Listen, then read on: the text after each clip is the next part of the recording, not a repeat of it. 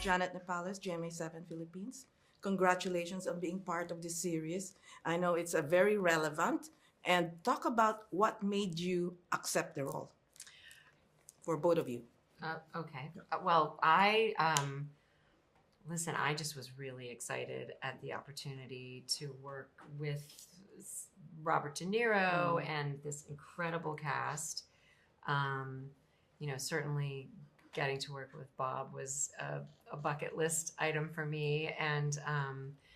But beyond that, I personally, this was a very different kind of role and a very different kind of project for me to be a part of. And I always like that. I like to try to do something that feels a little bit like a challenge and like something I haven't done before. So that was exciting too. But really, it was just getting to work with this incredible cast. Yeah.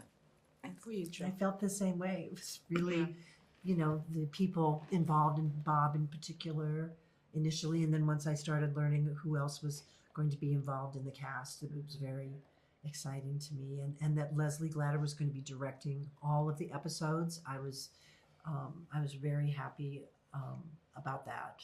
Yeah. Because we had a really good conversation beforehand about the project, and it's nice when a woman's at the helm for that long. Yeah. It's very Oh my refreshing. She Very was refreshing. a She true was, and she's leader. a true leader. Mm-hmm. True. Well, true in reference to leader. both of your characters, do you think it's really feasible that a wife and a mistress can get along? I mean, I don't know. Yeah. I think the way their relationship was, they started off as friends. So they had their own, important relationship. And so, yeah. And I'm also thinking of, now a lot of time has passed since actually this is the occurrence. And I'm also thinking now more about what was happening in George and Sheila's life at the time when the relationship happened with Valerie, because of the closeness and the long working relationship. There were some pretty traumatic things going on personally, I think, in the family.